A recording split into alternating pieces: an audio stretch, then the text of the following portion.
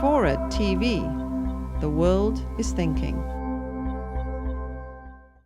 What would it take to win, whatever winning would mean in Afghanistan? Well, you know, Afghanistan is an unusual case, a giant country, 14th century. We actually like these people a lot more, the troops on the ground, than one would imagine.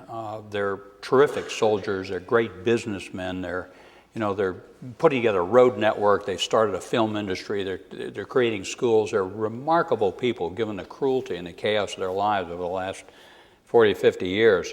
I have cautioned the administration coming in, don't go fight and win a counterinsurgency campaign in Afghanistan. You're in the wrong war. In the short run, and particularly since people on the ground have to wake up every morning and make decisions, it may well be that we had to put 17,000 more troops in there because it was getting too dangerous. These people are now crossing the front. There's $4 billion of drug money flowing into the Taliban, Al-Qaeda, warlords, militias, criminal organizations. These people are roaming around in battalion-sized units with REI camping gear, encrypted telecommunications, brand new automatic weapons. In the short run, we probably had to reinforce for security. And by the way, without security, you can't do nation building.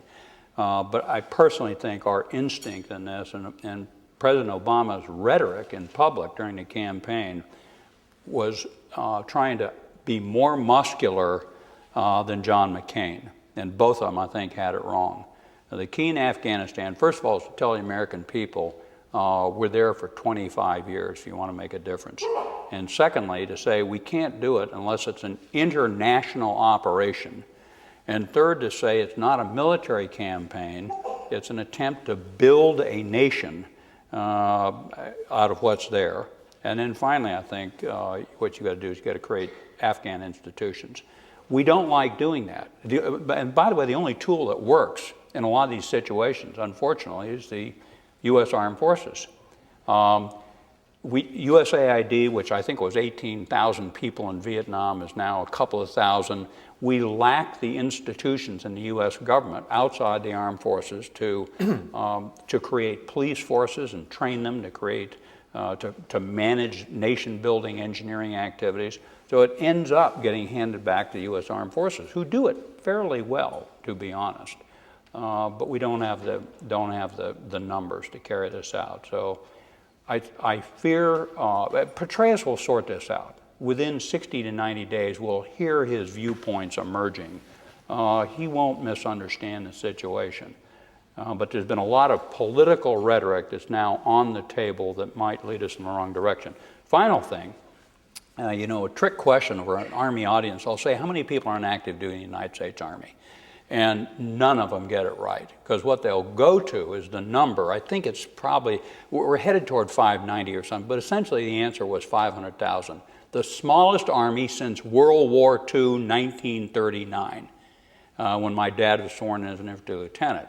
Now, we managed to get this far because we called up the Guard, the Reserve, they went.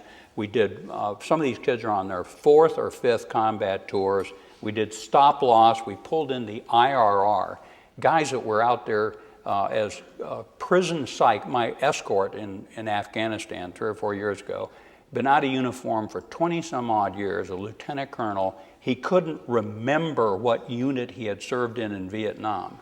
I asked him, did they have a horse on the patch? Do you remember that?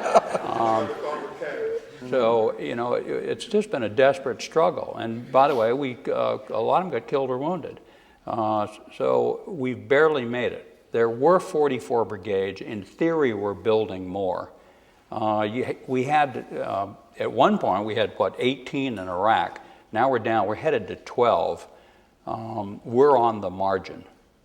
So it bothers me to hear this zero-sum game of turning the fire hose from Iraq to Afghanistan. Afghanistan could be a bigger mistake than Iraq, a bigger mistake. One rule, I got a lot of rules, in life, rules on what colleges your kids can go to. They can't be within 100 miles of a warm beach.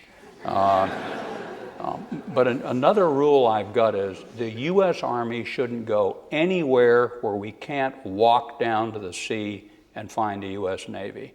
We're 600 miles from the sea. We're surrounded by, without Pakistan Air Base, without Karachi, the whole thing comes apart. Now we're building supplementary ways to get into Afghanistan. So we got to think carefully. The Obama administration doesn't want to take on, in my view, a 25-year counterinsurgency campaign in Afghanistan.